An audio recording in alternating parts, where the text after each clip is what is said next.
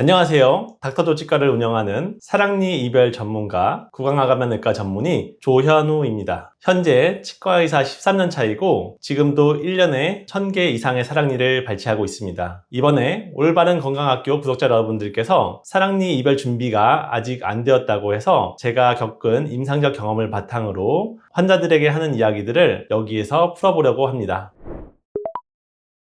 아마 이 영상 보시는 분들께서는 사랑니 때문에 스트레스를 많이 받고 계실 텐데 사랑니 거참 왜 생겨서 나를 괴롭히나 싶으실 거예요. 사랑니가 생기는 이유는 정확하게 밝혀진 바는 없지만 진화적으로 부드러운 음식을 먹게 되어 턱이 작아지게 되고 치아 개수는 여전히 동일하게 돼서 마지막으로 나오는 사랑니라고 부르는 제3대 구치가 공간 부족으로 잇몸에 매복되는 현상이 벌어지는데 이것 때문에 사랑니가 생기는 현상이라고 보고 있습니다. 사랑니는 보통 고등학교 때나 20대 초반에 맨 뒤쪽 잇몸에 불편감으로 발견하기도 하고 검진차 치과에 왔을 때 파노라마 엑스레이를 보고 저기 맨 끝에 희한하게 생긴 치아는 뭔가요? 하면서 알게 되기도 합니다. 사랑니는 보통 양측 위아래 각각 한 개씩 총 4개가 나는 게 보통이며 더 많이 나는 과잉치도 있고 더 적게 나는 결손치도 종종 있습니다.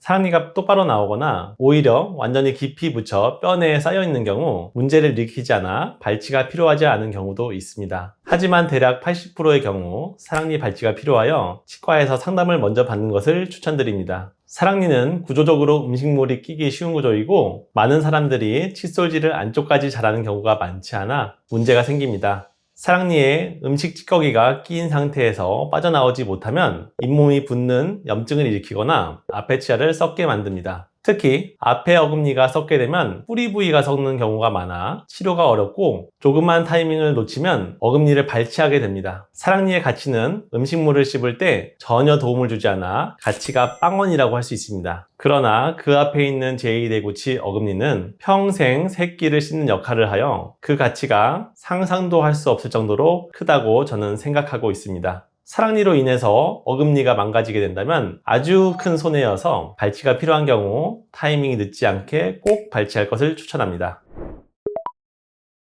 교정을 시작하는 환자의 경우 교정 주치의가 공간 확보를 위해 사랑니를 발치를 권하는 경우가 많습니다. 가능하면 브라켓 철사를 달기 전에 사랑니 발치를 하는 것을 추천합니다. 하지만 교정 중에도 사랑니 발치는 가능하니 필요한 경우에는 사랑니 발치를 하는 치과의사를 찾거나 구강아관면외과 전문의와 상의하여 진행하시면 되겠습니다. 임신의 경우 국소마취제나 약을 쓰는 것이 임산부에게 부담되어 꼭 임신 전에 치과 치료 및 사랑니 발치를 모두 완료하는 것을 추천합니다. 꼭 필요한 경우에는 임신 1에서 3기 중 2기인 임신 4에서 6개월 차에 산부인과의 협진을 통해서 발치를 하는 경우도 있습니다. 그리고 담배나 술의 경우 못 끊는 상황의 환자들이 생각보다 많습니다. 저희 치과의 경우 사랑니 발치 수술 후에도 주의사항을 여러 번 설명했지만 치과 건물 나가자마자 담배를 피는 경우도 있습니다. 저한테 딱 걸렸거든요. 술과 담배 모두 다 좋지 않지만 특히 담배가 더 좋지 않으며 담배 연기를 빨아들이는 행위 자체가 발치 부위의 혈병, 즉 피딱지 형성을 저해하고 니코틴 성분이 혈관 수축을 하는 작용을 하며 치유를 더디게 하여 염증이 생기는 경우가 생깁니다. 결론적으로 술, 담배 모두 수술 결과에 좋은 영향을 끼치지 않기 때문에 가급적이면 술, 담배를 끊는 것을 권장드립니다.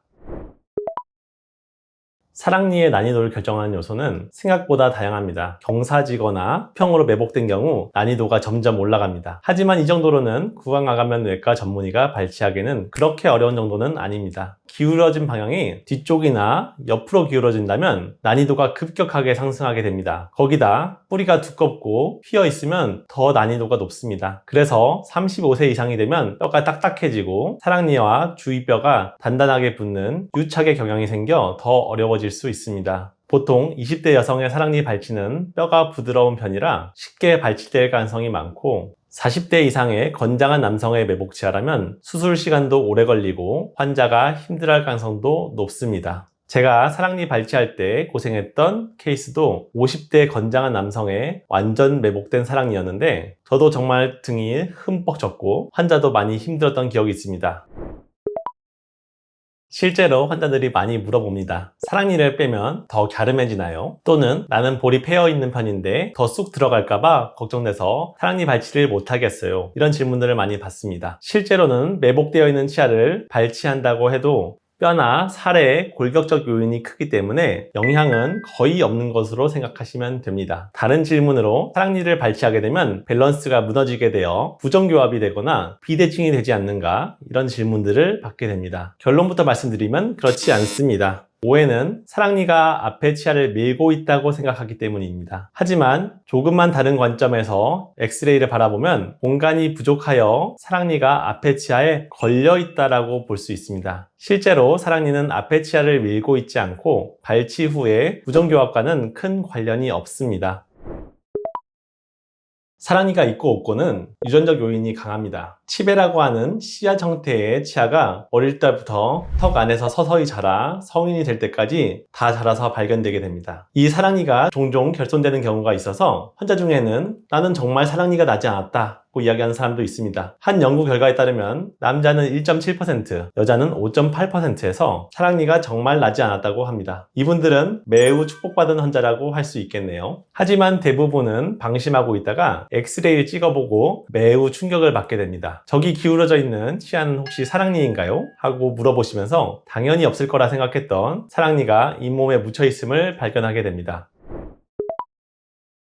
사랑니로 다른 어금니를 대신하는 치아 이식도 가능합니다. 하지만 그 방법을 선호하지 않는 치과의사가 더 많고 적용 조건도 까다롭기 때문에 특수한 경우에만 사용된다고 생각하시면 됩니다. 따라서 치아 이식을 위해 사랑니를 남겨놓는 것은 절대 추천하지 않습니다. 치아 이식의 결과가 불분명하거나 안 좋은 경우도 있어 어떤 치료의 옵션 정도로만 생각하셔야지 치아 이식을 위해 사랑니를 방치하시면 안 됩니다. 사랑니가 아파서 근처 치과에 검색해서 갔다가 발치는 안 되고 약만 처방받는 경우가 있었을 것입니다. 치과의사도 본인이 잘하는 분야, 자신 있는 분야가 있습니다. 치과대학병원에서는 약 10개의 전문과로 세분화되어 있고 안면 부위에 수술을 하는 구강아간면외과, 턱관절을 주로 보는 구강내과, 잇몸을 전문으로 보는 치주과, 그리고 치아 후식증을 치료로 하는 보존과 등으로 구성됩니다. 난이도 높은 사랑니 발치는 구강안감면외과로 의뢰되어 적절한 처치가 진행되기 때문에 발치를 생각하고 있다면 대학병원 구강안감면외과나 구강안감면외과 전문의가 진료하는 치과를 찾아가는 것이 좋습니다. 사랑니 발치하는 병원을 고르는 가장 중요한 부분은 집도하는 치과의사의 실력이라고 생각합니다. 난이도 있는 사랑니 발치는 신경 손상 등의 합병증 가능성이 있어 환자가 느꼈을 때 가장 신뢰할 만한 치과의사에게 맡기는 것이 중요합니다. 학술적인 지식과 많은 경험이 환자를 편안하게 진료받을 수 있도록 해줍니다. 의료 장비의 경우 피부과처럼 레이저 등의 고가의 장비가 필요하지는 않습니다. 하지만 사랑니 발치를 주로 하는 치과의 경우 발치에 특화된 기구가 있는 경우가 많아 사랑니 발치 전문 치과가 유리합니다. 사랑니 발치 전문 치과는 의료진의 응대도 전문적이고 여러 상황에 대해서 더 잘 가이드해 줄 수 있어 환자가 더 편안하게 진료받을 수 있습니다. 사랑니 발치는 단순히 치아를 빼는 행위가 아니라 매복되어 있는 치아를 기구를 이용하여 분할하고 주위에 있는 뼈를 삭제해야 하기 때문에 사랑니 발치는 수술에 해당합니다. 깊은 매복의 경우 더 많은 삭제를 요구하게 되고 출혈이나 수술 부위의 시야 확보 등으로 수술 시간이 오래 걸리게 되어 있습니다. 하지만 사랑니 발치 후의 통증은 난이도와 비례하지는 않습니다. 통증이 발생하는 대부분의 이유는 발치 후의 출혈이 부종, 즉 붓는 현상을 발생시키는데 그 압력이 마취 풀린 후에 통증으로 찾아오게 됩니다. 발치 난이도가 높으면 주위 뼈에 삭제를 많이 했을 경우가 많고 이것이 출혈로 이어져 통증을 느낄 확률이 높아집니다. 그 밖에 여성분들이 상대적으로 살이 부드러워서 더 많이 붓고 통증을 느끼는 경향이 있습니다. 하지만 겁부터 먹을 필요는 전혀 없습니다. 대략 80%의 환자는 마취가 풀리고 욱신욱신 아프다가 하루 이틀 내로 괜찮아지는 경우가 많습니다. 저는 사랑니 4개가 모두 똑바로 나와 있었습니다. 하지만 비극은 제가 치의예과에 입학하면서부터 시작되어 4명의 선배에게 각각 졸업에 필요한 실습의 대상으로 뽑혀나갔습니다. 이상하게 선배들이 맛있는 거 사주더니 한 번만 도와달라고 하시더라고요. 사랑니 발치는 많이 아프지 않았지만 선배들의 떨리는 어색한 손길을 느낄 수 있었습니다. 선배님들 보고 계시죠? 케이스마다 너무 다양하지만 일반적으로 잇몸을 절개하고 치아 머리 부위를 분할하여 제거하고 필요하면 치아 뿌리 부분도 분할하여 제거하고 봉합을 하면 끝납니다. 빠르면 10분에서 난이도가 높은 것은 30분 정도 소요되는 것이 보통입니다. 보통 사랑니 100개 정도를 발치하다 보면 이 중에 한두 개 정도는 1시간 가까이 소모되는 경우도 있습니다. 그런 경우는 흔하지는 않고 뼈와 치아가 붙어있는 유착이나 뿌리가 매우 두꺼운 치근 비대의 경우 등에서 복불복으로 발생합니다. 발치에 걸리는 시간은 서두르면 케이스에 따라 5분만 해도 가능하겠지만 얼마나 환자가 편안하게 수술을 받을 수 있는지가 저는 더 중요하다고 생각합니다. 사랑니 발치는 테크닉 팔 때 팔 힘 이 정도로 생각합니다. 힘을 많이 주게 되면 환자의 턱도 아프고 주위 조직도 손상이 되기 때문에 최대한 기구를 이용하여 발치를 하는 것이 일반적입니다.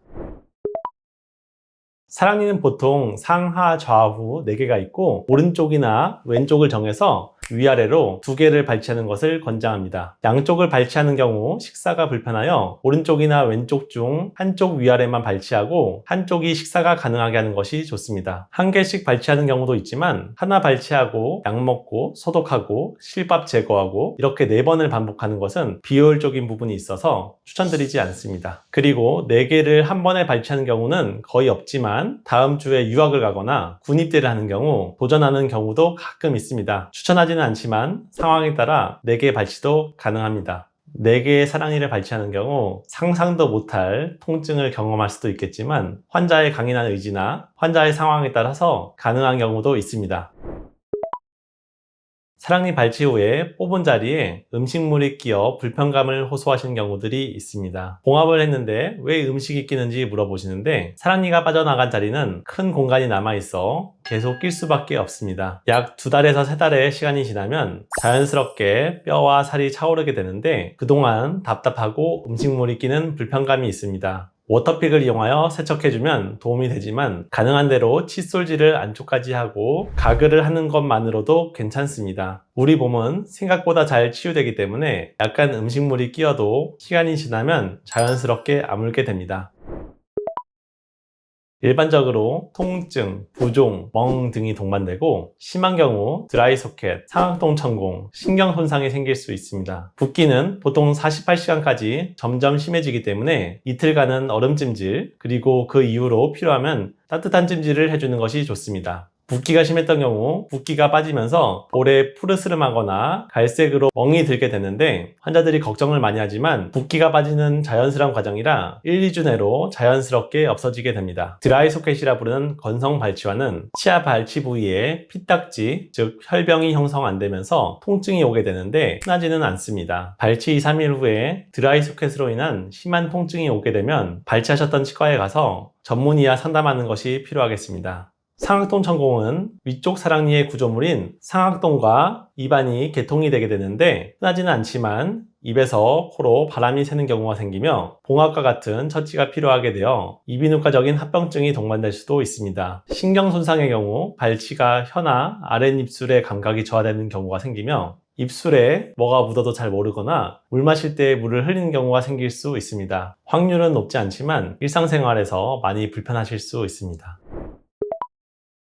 환자들이 안 좋았던 경험들을 주위에서 많이 듣고 많이 걱정하면서 치과에 찾아옵니다. 하지만 이런 많은 걱정들로 치료 시기를 놓치는 안타까운 경우를 많이 봅니다. 사랑니 때문에 음식물이 많이 끼어도 참다가 앞에 중요한 어금니가 망가지는 경우가 많습니다. 사랑니 발치에 합병증이 있는 것은 사실이지만 통증도 대개는 많이 심하지 않고 신경 손상의 확률도 높지 않습니다. 제가 구강아간면외과 전문의로서 10,000개 이상의 사랑니를 발치했지만 10건 정도의 신경 손상이 있었으니 1000분의 1 정도의 아주 낮은 확률이라 할 수 있습니다. 그리고 10건의 신경 손상조차도 6개월에서 1년이 지나면 대부분 회복이 되었기 때문에 부작용 때문에 사랑니 발치를 무서워할 필요는 없습니다. 그리고 오히려 어떤 경우는 사랑니 발치가 득보다 실이 많은 경우도 있기 때문에 그것을 잘 판단해 줄 수 있는 경험 많은 구강암관면외과 전문의와 상담하여 발치를 결정하는 것이 좋겠습니다. 그럼 사랑니 발치 후 사후 관리는 3부에서 자세히 다루어 보겠습니다.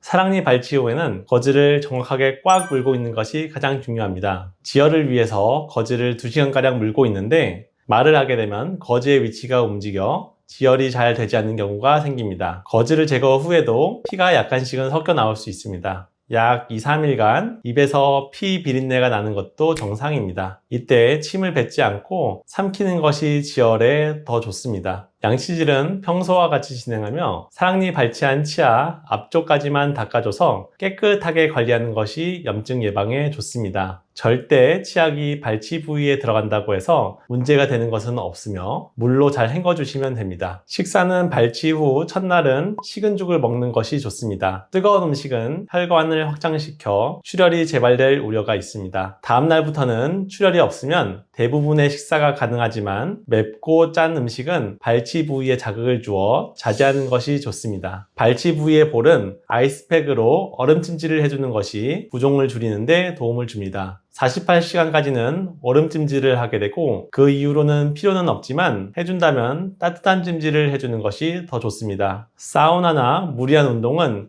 혈관을 확장시키거나 면역력을 떨어뜨려 출혈을 야기하거나 염증을 발생시킬 수 있어 3일 정도는 하지 않는 것이 바람직합니다. 여러 번 강조드리지만 흡연과 음주는 일주일간 하지 않는 것이 좋습니다. 흡연의 경우 연기를 빨아들이는 행위 자체가 발치 부위의 혈병 형성을 저해하고 니코틴 성분이 혈관을 축소시켜 치유를 지연하게 됩니다. 담배를 피는 분과 피지 않는 분은 발치 부위가 확연히 다른 치유 속도 차이가 있습니다. 음주는 우리 몸의 면역력을 떨어뜨려 염증을 발생할 가능성이 증가하게 되어 금주 또한 꼭 필요합니다.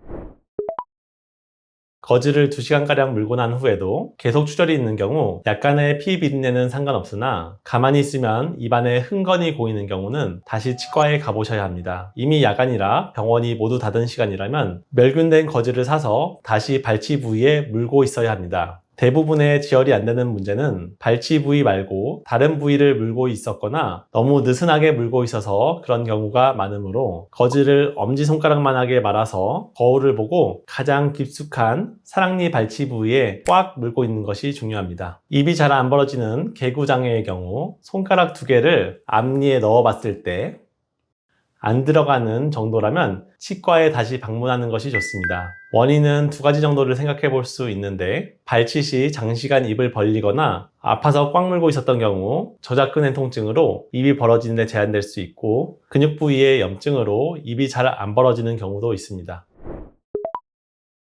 통증의 경우 대개는 하루 이틀에서 길게는 일주일 정도까지 아픈 것이 일반적입니다. 마취가 풀리고부터 통증이 서서히 가라앉는 형태는 대부분 큰 문제가 없어 통증 조절 위주로 진통제를 복용하시면 됩니다. 하지만 통증이 가라앉았다가 다시 2, 3일 후부터 심한 통증이 찾아오는 경우 전형적인 드라이 소켓, 즉 건성 발치와의 증상입니다. 처음 마취가 풀렸을 때보다 더 심한 통증이 찾아와 1, 2주까지도 통증이 계속됩니다. 흔하지는 않지만 이런 경우 강한 진통제로 통증을 조절하는 것이 일반적입니다. 사랑니 발치 후에는 치과에서 일반적으로 감염 예방을 위해 항생제, 통증 조절을 위해 진통제, 그리고 소화제 이런 식으로 약을 처방합니다. 그런데 치과에서 복용 설명을 해도 어떤 환자의 경우 간밤에 너무 아파서 처방해준 약을 이틀치를 먹었다는 이야기를 하는 환자도 있습니다. 통증이 심한 경우 같은 진통제를 여러 번 먹는 것보다는 다른 계열의 진통제를 교차 복용하는 것이 좋습니다.